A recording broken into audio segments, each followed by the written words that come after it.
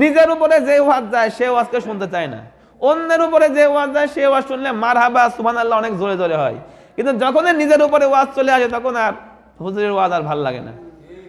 তাহলে কি বললাম, তওবা করলে আল্লাহ গুনাহ মাফ করে, তওবা করলে ইস্তেগফার করলে আল্লাহ রাব্বুল আলামিন মালের দ্বারা সাহায্য করে, সন্তান দিয়ে কি করেন, সাহায্য করেন।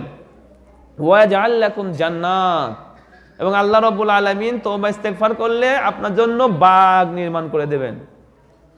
কি করবেন, বাগ নির্মাণ করে দেবেন, জান্নাত নির্মাণ করে দেবেন, অর্থাৎ আপনার ফল ফলাতে কি করবেন, ভালো করে দেবেন। এবং ওয়া জাআল লাকুম আনহারা, এবং আল্লাহ রাব্বুল আলামিন আপনার জন্য নদীর ব্যবস্থা করে দেবেন, নহরের ব্যবস্থা করে দেবেন। তাহলে তওবা করলে আল্লাহ রাব্বুল আলামিন এই 5টা ফায়দা দান করেন। ইস্তেগফারের মধ্যে আল্লাহ রাব্বুল আলামিন অনেক বরকত রেখেছেন। আল্লাহ রাব্বুল আলামিন সূরা নূহের 9, 10, 11, 90 আয়াতের মধ্যে বলছেন, ফাকুল তুস্তাগফিরু রাব্বাকুম ইন্নাহু কানা গফফারা। যদি আল্লাহর কাছে আপনি তওবা করেন তাহলে আল্লাহ রাব্বুল আলামিন গুনাহকে কি করবেন, ক্ষমা করে দিবেন। শুধু তাই নয়, ইউরসিলিস সামা আলাইকুম মিদরারা, আল্লাহ রাব্বুল আলামিন আসমান থেকে আপনার জন্য বৃষ্টি নাজিল করবেন। অনাবৃষ্টি হলে কি করতে হয়, ইস্তেগফার করতে হয়, তওবা করতে হয়।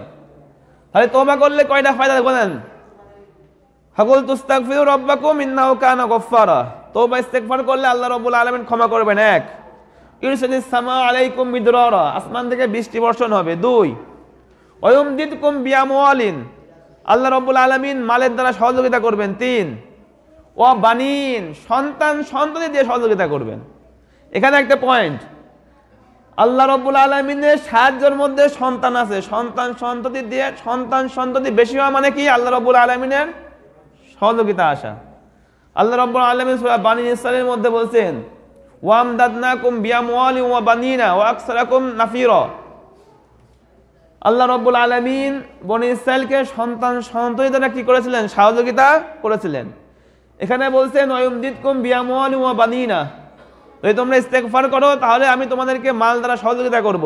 এটা আমরা সবাই চাই যে আল্লাহ আমাকে মালদার বানাক, আমার গুনাহ মাফ হোক, মাল আমার কাছে আসুক, অর্থ সম্পদ আসুক। ও বানিনা, আল্লাহ রাব্বুল আলামিনের একটা নিয়ামত সন্তান সন্ততি, এটা এখন আমরা চাই না।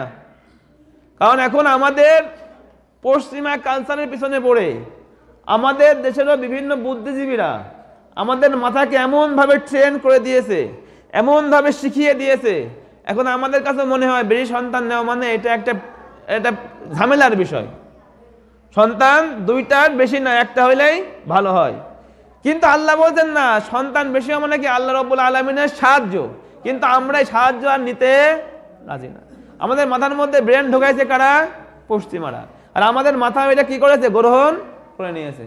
যার কারণে এক বাবার একটাই ছেলে, ওই ছেলে পরবর্তীতে 1, 2টা ছেলে হয়, পরবর্তীতে ওই ছেলেই বাপকে মারতে দ্বিধাবোধ করে না। প্রতিদিন অস্বীকার করেছেন, আপনি হালাল ভাবে মিলামিশা করেছেন, কিন্তু আল্লাহ রাব্বুল আলামিনের বিধান মানেন না, সন্তান বেশি নেওয়া। এই গুনাহটাই আপনার সন্তানের মস্তিষ্কের মধ্যে এসে আপনার সন্তানের থেকে আপনার উপর আযাব চলে আসবে।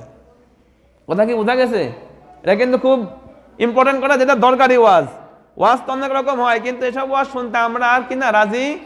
নিজের উপরে যে ওয়াজ যায় সে ওয়াজকে শুনতে চায় না, অন্যের উপরে যে ওয়াজ যায় সে ওয়াজ শুনলে মারহাবা সুবহানাল্লাহ অনেক জোরে জোরে হয়। কিন্তু যখন নিজের উপরে ওয়াজ চলে আসে তখন আর হুজুরের ওয়াজ আর ভালো লাগে না।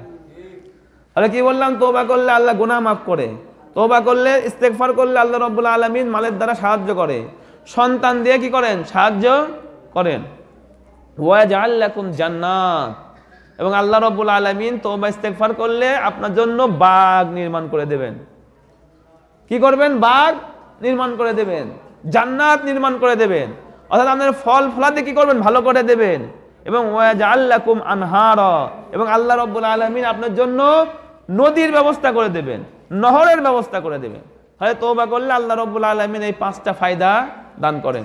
এজন্য আমরা সবাই সকাল সন্ধ্যা সবাই ইস্তেগফার করব তো ইনশাআল্লাহ, সবাই ইস্তেগফার করতে হবে। আর গুনাহ হইলে কি করতে হবে, ইস্তেগফার, আল্লাহকে স্মরণ করতে হবে, লা ইলাহা ইল্লাল্লাহ, লা হাওলা ওয়ালা কুওয়াতা ইল্লা বিল্লাহ, আস্তাগফিরুল্লাহ ওয়া আতুবু ইলাইহি।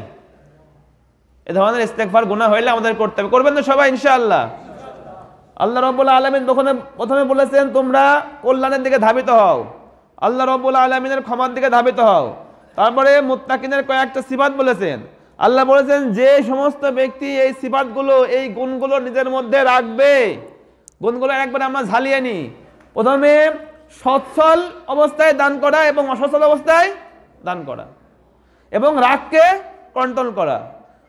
কোনো ব্যক্তি আপনার উপরে পার্সোনালি অত্যাচার করলে তাকে কি করে দেওয়া? ক্ষমা করে দেওয়া। এবং কোনো আল্লাযীনা ইযা ফাআলু ফাহশাতান, কোনো অপরাধমূলক কাজ আপনার থেকে অনিচ্ছায় সংঘটিত হলে সাথে সাথে আল্লাহকে স্মরণ করা এবং তওবা করা। আপনি এগুলো করলেন, সব প্রতিদান কি হবে?